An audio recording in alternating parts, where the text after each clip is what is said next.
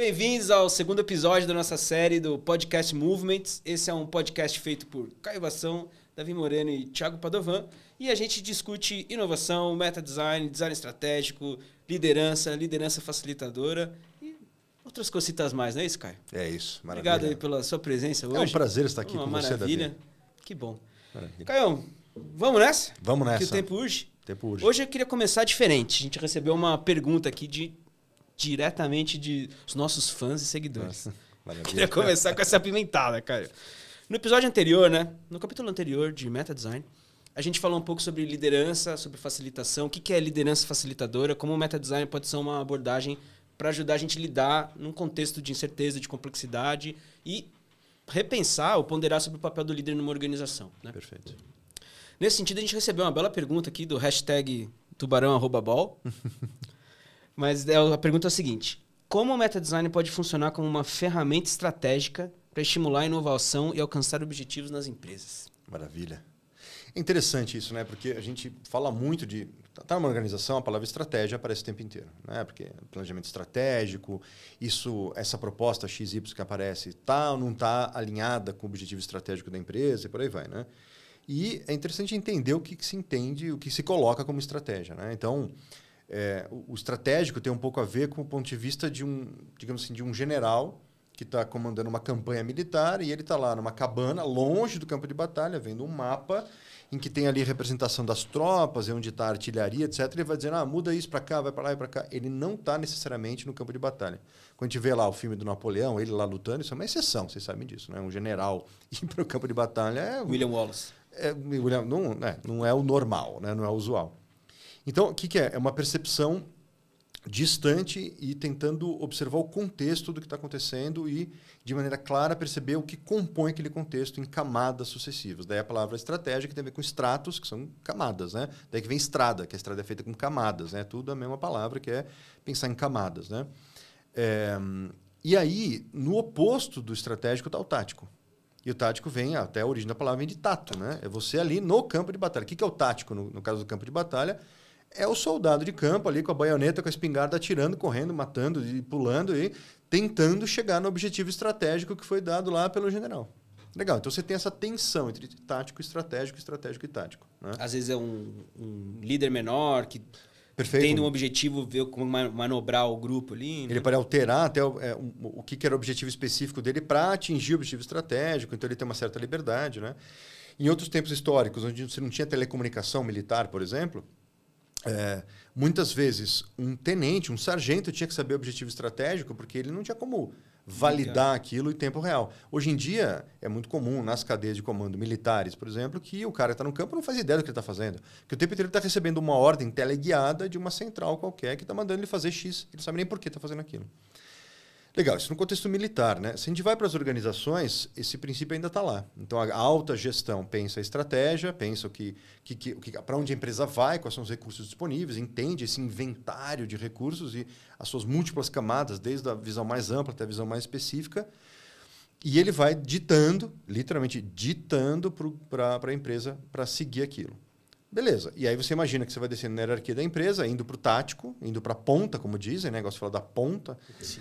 E na ponta, no tático, você de fato tem o dia a dia. A equipe de venda, que está lá fechando ou não fechando a venda, é o cara que está trabalhando com o público diretamente, é o cara que está no laboratório desenvolvendo um produto novo, por aí vai. Está de fato fazendo coisas, enquanto o estratégico de fato não faz nada, pensa esse coletivo.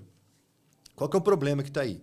As pessoas acreditam que se elas estão habitando um certo nível, uma certa camada dessa hierarquia estratégica, é ali que elas ficam, e é ali que elas pensam e não tem que pensar em mais nada. O que o Meta Design convida as pessoas a perceber? Que você pode pegar um elevador e ir do estratégico até o tático até o estratégico e parar no nível que você achar melhor. A gente chama isso no Meta Design de nível de abstração. Por que abstração? Porque a abstração tem a ver justamente com isso. Você olhar as coisas em detalhe, você vê um monte de coisa detalhada. Para você poder ver um pouco mais, não vem tanto detalhe, você vê um pouco mais de contexto, você tem que encapsular as coisas. Esse encapsulamento é o tal da abstração. Então você vai empacotando a realidade para poder ver cada vez mais coisa. Por exemplo, você chegando de avião numa cidadezinha, você não vê a maçaneta na porta da casa de alguém, não tem como. Você não vê o parafuso. Você vê bairros, você vê edifícios, vê regiões da cidade. Agora, você Se você é um chaveiro, você está consertando uma fechadura na casa de alguém, você não está naquele momento vendo o contexto urbano que você está. Ah, estou em Pinheiros, tá chovendo lá fora. Você não está vendo isso. Você vê o detalhe. Então, para você poder oscilar entre esses níveis de abstração, você tem que aprender a empacotar e desempacotar as coisas. Essa é uma ferramenta fundamental do metadesign. Todo mundo sabe fazer isso de maneira intuitiva. Isso funciona até com as palavras, assim, né? Meu filho está aprendendo a ler, então ele vai lendo assim, e às vezes ele tenta ler uma palavra inteira, por exemplo, que ele já conhece o significado. Então ele vai perfeito. E a galera que faz leitura dinâmica lê parágrafo inteiro. Você fala, como é possível? É possível. Você dá uma sacada geral, você não vê o detalhe. É a mesma coisa com o urbanista. O urbanista está vendo as regiões urbanas, ele não está vendo o detalhe da instalação elétrica numa casa. Não vai, e vice-versa, o cara está na instalação elétrica não está vendo a cidade. Caio, posso fazer um parênteses? Claro. Uma coisa importante nesse tema. Tem muita gente que vai opor o abstrato ao concreto. E não é isso nessa chave. Não é isso, né? Não é isso. Ah, não entendi. Isso está muito abstrato. Muito abstrato. Muito bem. Bela pergunta. Quando você que trabalha com inovação e você faz uma proposta e alguém diz para você isso está muito abstrato, está longe do real, não é verdade. Você acabou de propor alguma coisa que está longe do real daquela pessoa. Então ela rebate dizendo que isso é muito abstrato. Isso é super comum. Quem está propondo inovação, especialmente propondo inovação de maneira muito estratégica, tem um ar de abstrato. Mas no metadesign a gente vê o concreto e o abstrato como faces da mesma moeda, da mesma entidade. Então, você pega uma árvore, por exemplo. Qual que é o lado abstrato da árvore? É aquilo que está além do que você consegue ver. Tem a ver com a floresta, tem a ver com o ecossistema, está longe de você. O que seria o concreto? É a árvore na tua frente. Você põe a mão na árvore, você sente a casca da árvore, ela molhada, a formiguinha passando. E o que seria mais concreto ainda? O que está acontecendo dentro da árvore? Você até sente ali, você até sente o cheiro da árvore, é mais concreto. Então, você percebe que são facetas. À medida que você passa de um nível de abstração para outro, você percebe aquilo como que era concreto e, de repente, virou abstrato, ou vice-versa. O abstrato vira concreto. Mas é a mesma coisa. São faces da mesma moeda. Que é diferente do real. O real é justamente a tentativa da gente dizer o que é a coisa e não muda nunca. Então, pensando numa gestão empresarial, organizacional, mesmo governamental, essa tensão entre estratégia e tática é justamente você tem que aprender a navegar nela. Então não é só estratégico, nem só tático e nem só no que está no meio do caminho. É a oscilação entre isso aí. Você tem que saber oscilar, saber navegar no mais abstrato, no mais concreto, no mais estratégico, no mais tático. E o cenário atual, vou fazer esse grande encapsulamento. Em vez dessa integração, por vezes cai na ruptura, né? Na separação completa dessas duas. Com certeza. Desses dois lados. A pessoa isolada no tático, fazendo sabe-se lá o quê, e nunca pensou a respeito do que está fazendo, e por isso pode estar insatisfeita e até incompetente no que faz. E a pessoa no estratégico achando que está fazendo uma coisa incrível, maravilhosa, mas ninguém executa o brilhantismo daquela pessoa. Quantidade de organizações que eu escuto é a seguinte coisa. Você vai falar com alta liderança, o pessoal fala, as pessoas não entendem o que eu falo, ninguém entendeu a proposta aqui, ninguém... Então, há um problema de meta-design a ser trabalhado aí, que é como você modulariza isso que você está propondo. Então, na sua grande estratégia linda e maravilhosa, quais são os pacotes que compõem ela? E dentro desse pacote, quais são os subpacotes? Quais são eles? E não adianta você, lá no seu escritório de general, com o mapa do território, fazer esse trabalho. Exato. Você tem que engajar as pessoas que, de fato, vão trabalhar com aquilo. E também não é só um problema de comunicação, né? Não. Não é só que o cara não está conseguindo comunicar a ideia dele. É que não foi construído. Não foi construído. Não foi nem feito. A pessoa acha que entendeu, ela própria no estratégico acha que entendeu. O general, é só levar o canhão até lá. Por que não levou o canhão até lá? Caramba, a equipe está molenga. Exato. Pô, no meio do caminho tem um abismo que não aparece no mapa. Exato. E o cara não viu no mapa. Então, como é que ele não está conseguindo fazer? Porque o cara não está no tático para ver. Exato. Isso acontece o tempo inteiro. Então, o cara que está no estratégico, ele não está vendo o que está acontecendo lá. Ele está cego para a complexidade do território, digamos assim. E vice-versa. O cara do tático pode estar aprisionado no dar tiro, fazer um monte de coisa, não sabe nem para onde está tirando. Exato. Por que eu estou fazendo isso? Não sei, me mandaram, estou fazendo. Bom, Caio, eu lembrei muito de uma experiência recente num laboratório de inovação que eu trabalhei. É mesmo? É, um laboratório de inovação. Que interessante. Ele tem um link com o nosso assunto do primeiro episódio. Nesse cenário, né, em que o estratégico está separado, então a diretoria, o board, quem estava pensando o laboratório de inovação, para onde a empresa está indo, não tinha essa noção do território e desse abismo do território. E aí eu vejo nessa experiência nesse laboratório, mas vejo em outros, inclusive que a gente trabalhou junto. Como que os grandes líderes tentam resolver esse problema? Chamam um gestorzão. Para colocar aí sim, aí o link com outro episódio, indicadores, metas, porque esse pessoal não consegue, é só levar o canhão até lá. Por que eles não fazem? É vagabundo. Tá faltando... Vamos pegar um indicador. Então, vamos inventar um indicador agora. Leitura tática do território. Dá uma nota de 0 a 10. O território é bom, 10, horrível para transportar o canhão e 0. E aí vem nota 3. Fala assim, pô, o território é muito ruim. O cara não entendeu, tem que ter um abismo no caminho. Então, o que acontece? O tático... Pensa no nosso corpo, né? O que seria o estratégico e o tático no nosso corpo? O estratégico é a sua noção de identidade pessoal. Eu sou o Caio, eu sou um cara assim, sou arquiteto, mas trabalho com inovação, desenvolvi o meta-design. Quem eu acho que eu sou, né? O que é o tático? O tático é a sensação que eu estou no meu corpo agora. Estou respirando, estou com fome, estou sentindo a pressão da cadeira no meu corpo. E 1 milhão, que se eu começar a prestar atenção no meu corpo, 1 milhão de sensações que estão no meu corpo. Agora, como é que funciona o nosso corpo? Ele é altamente integrado do ponto de vista da chamada cibernética, né? O que a cibernética é? É uma ciência que entende como é que os sistemas se coordenam, né? Seria rigorosamente a ciência do controle, mas não um controle no sentido do controle restrito. Sim, controle, tipo, como é que eu acerto a posição exata que o copo vai ter que estar para eu beber uma água. Como é que você bebe água, querido telespectador? Como é que você bebe água? Como é que você não enfia aqui, você não enfia aqui, não vira antes e cai água aqui? Como é que você sabe o lugar exato? É porque o seu corpo é um sistema altamente integrado em que tem miríades, milhares, talvez milhões, sei lá quantas, canais de comunicação altamente integrados entre si que você tem uma capacidade de sentir o frio do copo, o peso do copo, que ele tem algo chacoalhando lá dentro. Na hora que você chega aqui, você sente molhado no lábio, sente descendo pela garganta, aí você fecha a glote, consegue passar, engole, mais um gole, deu para mim, coloca aqui de volta. Por isso que é tão difícil pegar um doente e dar de beber para ele. Você não tem esse canal de comunicação, esse detalhe fino. E o que a gente faz nas organizações que tem esse divórcio entre tático e estratégico? É como se fosse uma cabeça pensante sem corpo e um corpo bobo para lá e para cá trabalhando sem nada.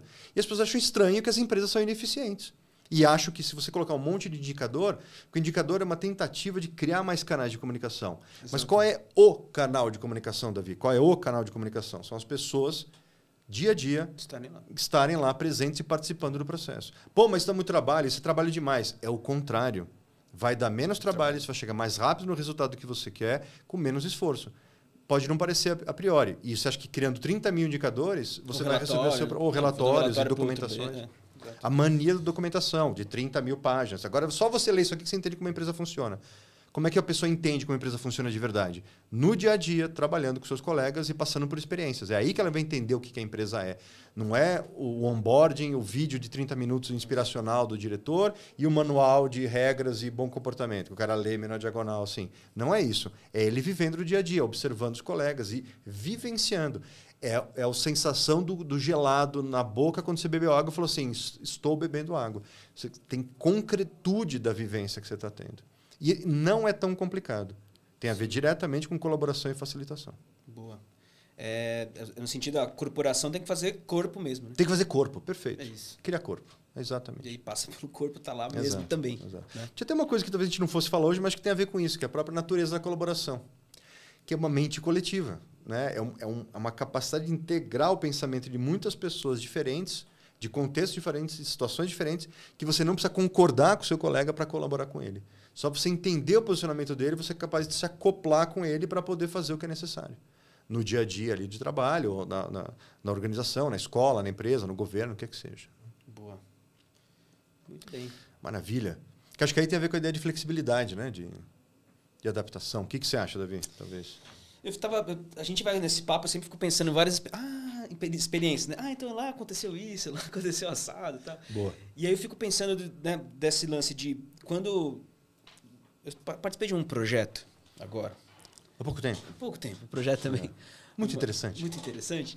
E que tem um problema de como você constrói um ambiente de colaboração, né? Num grupo menor, porque o contexto do projeto é menos pessoas e tudo.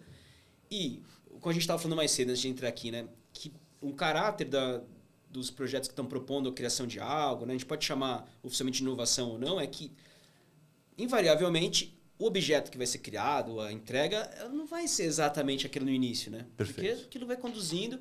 Aí vou tentar fazer esse link, né? Tem que haver essa flexibilidade no caminho para acomodar o andar da carruagem ao longo do projeto. Uhum. Né? E essa flexibilidade, ela está o tempo inteiro em jogo, dependendo das fronteiras que eu tenho ali, né? Dos atores que estão participando, quando que eu posso expandir envolvendo mais pessoas para poder fazer mais corpo. E como que eu faço isso? Quando que o projeto acaba? Até onde que eu tenho o orçamento? Então, a gente vai pensando nessa questão da flexibilidade dentro da colaboração e ela vai estar sempre nesse jogo, dependendo de como a estratégia também está sendo construída ou ela está sendo descida top-down. Né? Então, se eu tenho, né, um pensamento, às vezes, mais engessado da estratégia, que nessa separação, né, de board, do gestor, do líder estratégico que pensou um projeto a ser desenvolvido, e a gente desce esse projeto como algo se faça, eu tenho um nível de flexibilidade. Se eu tenho esse cara nesse nível tático que está participando do jogo, ele vai perceber que as mudanças são necessárias, eu tenho outro nível de flexibilidade. Aí o que me leva à questão, Caio, eu vou provocá-lo de volta. Como é que a gente equilibra com colaboração e flexibilidade, adaptabilidade, os movimentos que podem ser ou precisam ser top-down ou pode ser precisa ser bottom-up? Quando que eu preciso da força de cima para baixo? E porque eu vou intencional de baixo para cima, né? Como é que dá essa...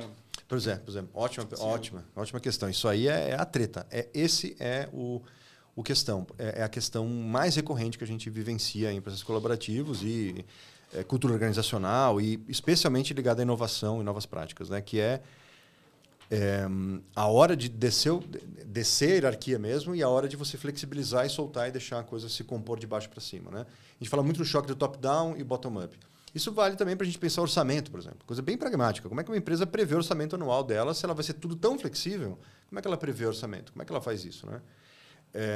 E aí isso também tem rebatimento para métodos. Aí esse é o assunto, né, que a gente poderia explorar e certamente exploraremos em oportunidades adequadas, como um curso que vai acontecer, um jabá. Está vindo um jabá aí, está vindo a famosa publi, como falam por aí. Mas que, nesse momento, é para a gente falar a seguinte coisa, né? Como que a gente faz uma gestão orgânica do processo? E o que é a gestão orgânica? É a capacidade de estar atento à realidade, à concretude do que de fato aconteceu. E não aquilo que a gente imaginava que ia acontecer. Então, ela não é, como pode parecer, contrária a objetivos de longo prazo. Mas a gente tem que perceber, quando eu lanço um objetivo de 30 anos, por exemplo, que é muito provável que eu não vou obter aquele objetivo exatamente. Mas eu tenho um norte, eu tenho alguma direção para onde eu estou indo. Agora, é importante lembrar que quase toda empresa inovadora faz a famosa pivotagem. O que é pivotagem? O cara está se preparando para aquele objetivo de longo prazo e vai andando e percebe na trajetória que tem outros objetivos interessantes. Ela pivota, ela muda de orientação, ela gira sobre si mesma para ir para outro lugar. E aí, todas as empresas que trabalham com inovação pivotam. O tempo inteiro pivotam. Então, como é que funciona isso? Você trabalha nessa gestão orgânica entendendo o quanto aquele orçamento de longo prazo ainda faz sentido, o quanto o planejamento de longo prazo ainda faz sentido, frente ao que de fato está acontecendo no mundo, na sociedade, na cultura, na empresa, na tecnologia, por aí vai. E esse é um processo também orgânico. Então, e aí, só que assim, do ponto de vista do planejamento, até de uma facilitação pequena, a gente pode ver a situação oposta. Agora, vamos mudar completamente. Que é você está vivendo uma situação que você queria total flexibilidade. Por exemplo, você vai fazer, como aconteceu no projeto que a gente vivenciou juntos há pouco tempo, uma série de reuniões de sistematização, né, que é o que acontece, vocês que trabalham com facilitação sabem disso, você produz um conteúdo qualquer durante a facilitação, onde acontece a colaboração, e você tem que depois sistematizar, tornar aquilo uma coisa palatável para esse contexto estratégico, organizacional, institucional. E aí a gente estava fazendo uma série de reuniões que eram abertas, que podiam aparecer as pessoas sob convite. E aí começaram a aparecer uma série de pessoas que apareciam como paraquedistas, digamos assim. Sem saber o que estava acontecendo, sem saber o que estava sendo discutido, sendo que tinha um núcleozinho duro ali que estava muito antenado, muito aquecido para o processo. E era uma série de reuniões sucessivas que a gente estava fazendo, logo depois de atividades colaborativas. Então, era um trabalho muito toque de caixa.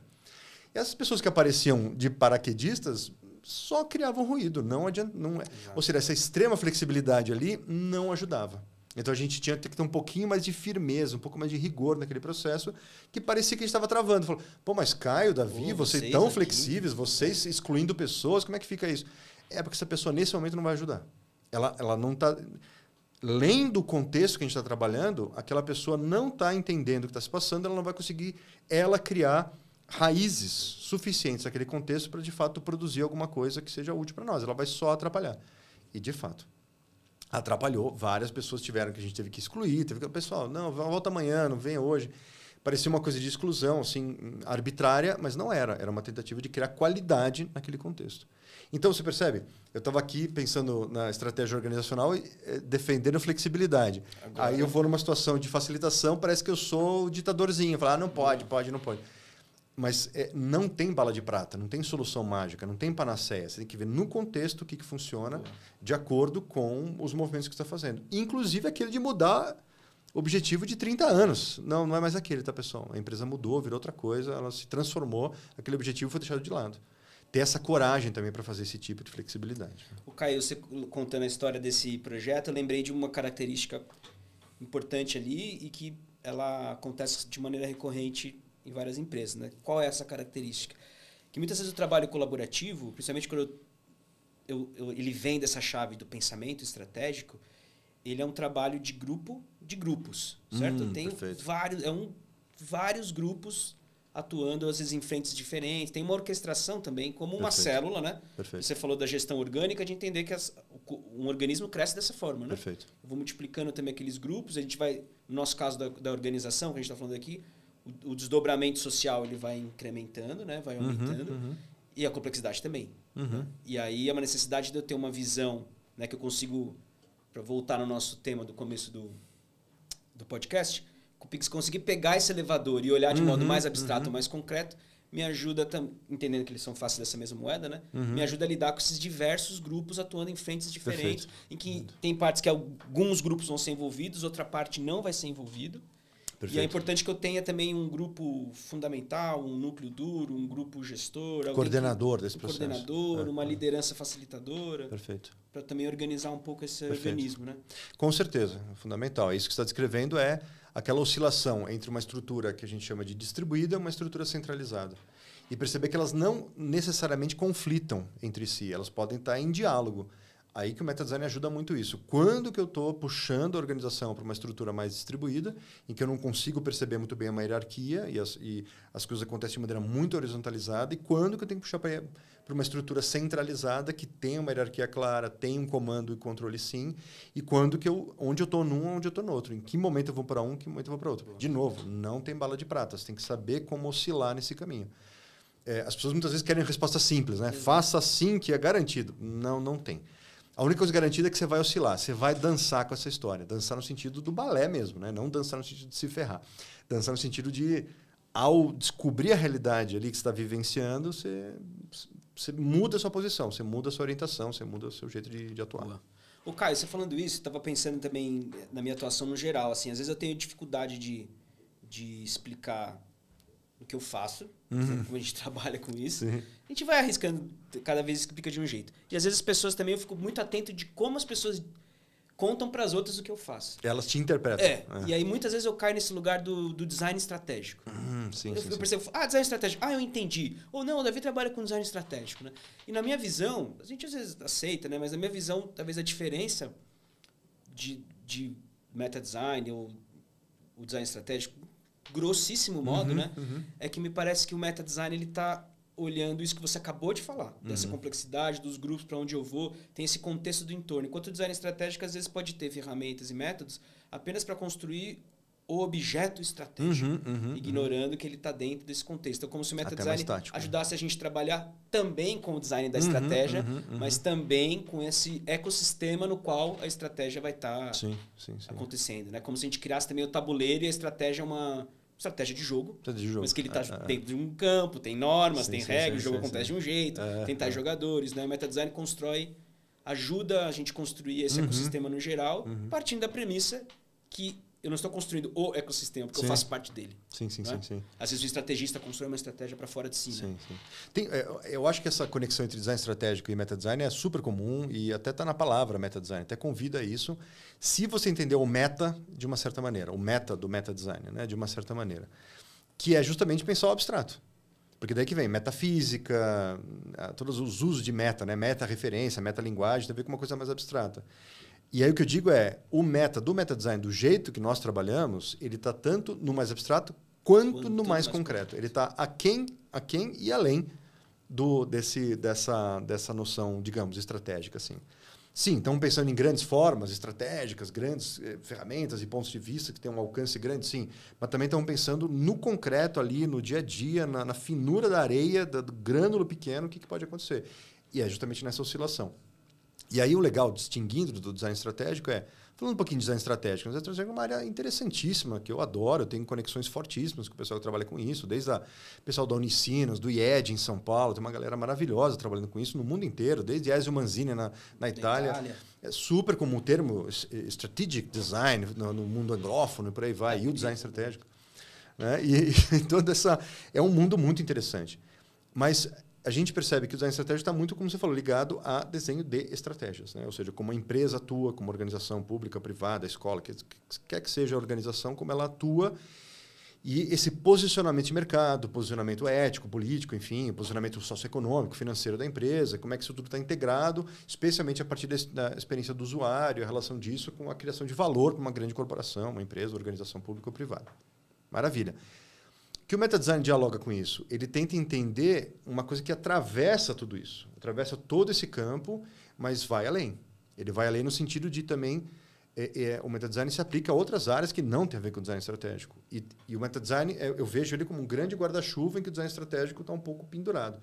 Assim como áreas que a gente nem falou aqui, nem tem sentido falar, mas vou só citar para dar o exemplo do alcance, como design de vestuário, moda, desenvolvimento de tecnologia, urbanismo, desenvolvimento de novas práticas tecnológicas na engenharia. O metadesign estaria em torno... Arte, no geral. A própria arte estaria aí, que é justamente entender que a postura projetual, eu quero criar algo, que é uma visão bem estratégica, né? Sim. Tem a ver com você criar métodos antes de mais nada. E aí essa criação de método, que pode ser vista como uma coisa super engessadinha, travadinha, na verdade pode ser altamente criativa e crítica.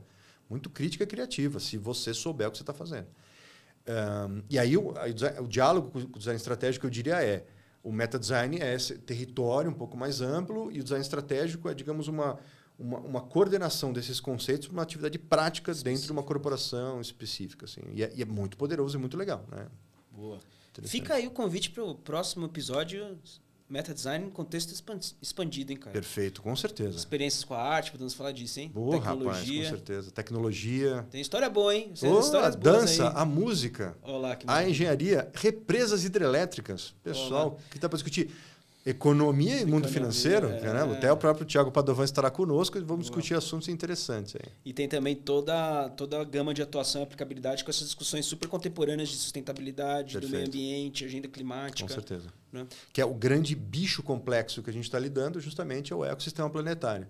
Exato. E a gente está fazendo um trabalho péssimo, né, pessoal? Como humanidade. E como é que a gente pode mudar a nossa relação com esse meta-ser, que é o ecossistema planetário? Né? Podemos fazer muita coisa. Muito bem. Caio, infelizmente estamos chegando no final do nosso episódio. Que tristeza, mas uma alegria por estar com você, Davi. A alegria é minha.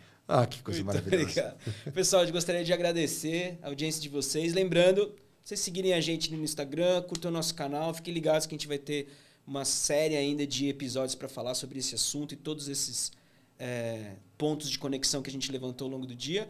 E fazer o nosso jabazinho, né, Caio? Perfeito. Agora, em abril, a gente está lançando um curso de metadesign com um carinho a mais ali para falar também sobre facilitação e liderança facilitadora, como é que é essa aplicação no contexto também das organizações. É um curso de 40 horas, vai rolar em São Paulo de modo presencial, com aulas semanais, também alguns momentos de imersão. Tá bem legal, tem gente de várias empresas, tem um networking bem intenso, interessante, vale a pena, percebendo que o metadesign é sempre uma prática. Então, a prática é sempre infinita, né, Caio? Sempre infinita. A gente nunca para de desenvolver. Nunca para. Infinita no sentido de não ter fim previsto. Olha que maravilha. Então, fica com a gente, galera. Obrigado aí. Até a próxima. Valeu. Obrigado, pessoal. Um abraço.